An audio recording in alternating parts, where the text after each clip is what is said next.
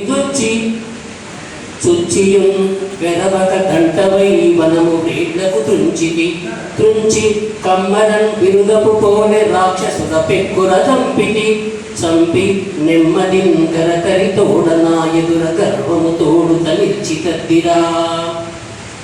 మనకు కొన్ని సినిమాలలో డైలాగ్స్ కనిపిస్తూ ఉంటాయి.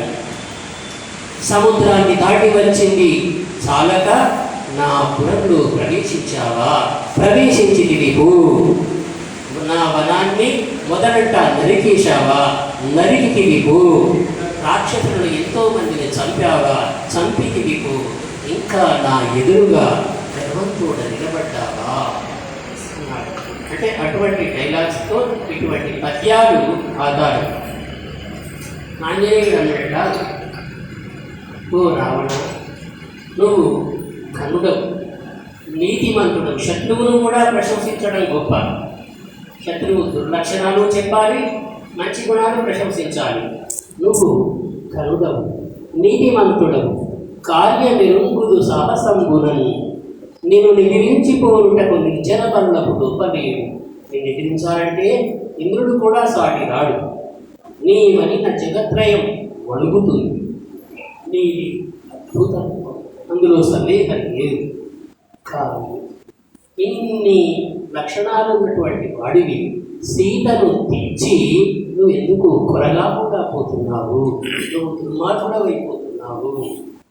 అందుకని భారత సీతనిచ్చి రఘువల్లభుని శరణంబుజుచ్చి తుచ్చిన నేరములెంచి చంపమిని నీ ఎడకెప్పుడు నేను పూటగా భారపడంగా జాలుదు.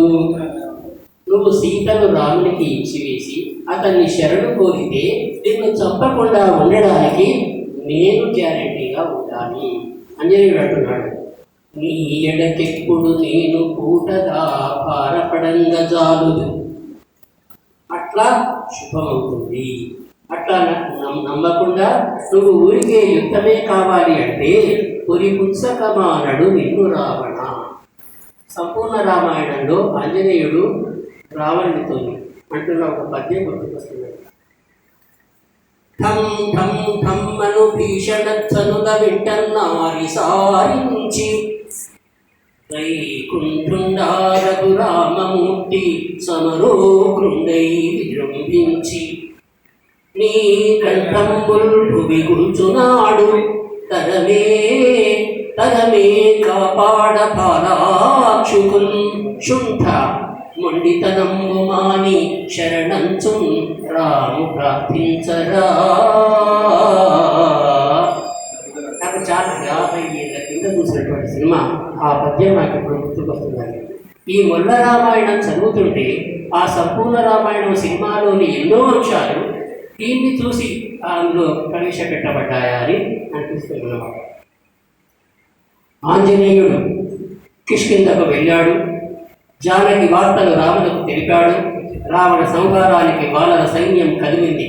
అందరూ సముద్ర తీరానికి వెళ్ళారు. రాక్షస వీరులతో రావణుడు మంతనాలాడుతున్నాడు. ఒక్క వానరుడు మన రాజ్యానికి వచ్చి రాక్షస వీరులను చంపి వాటిని దాటిపోయాడు. అతడు వెళ్ళి ఆ రామలక్ష్మణులను తీసుకొచ్చి వానర సైన్యంతో సహా మన మీద దండెత్తి ఇప్పుడు నాకు ఏది దారి అని పశ్చాత్తాపడుతున్నాడు. ఇప్పుడు నాకు ఏది దారి, ఇట్లాంటి ఇప్పుడు మనం మాట్లాడుకునే మాటలెన్నో, వ్యావహారిక మాటలెన్నో మన మొల్ల రామాయణ లోపల ఉన్నాయి. అసలు మొల్ల రామ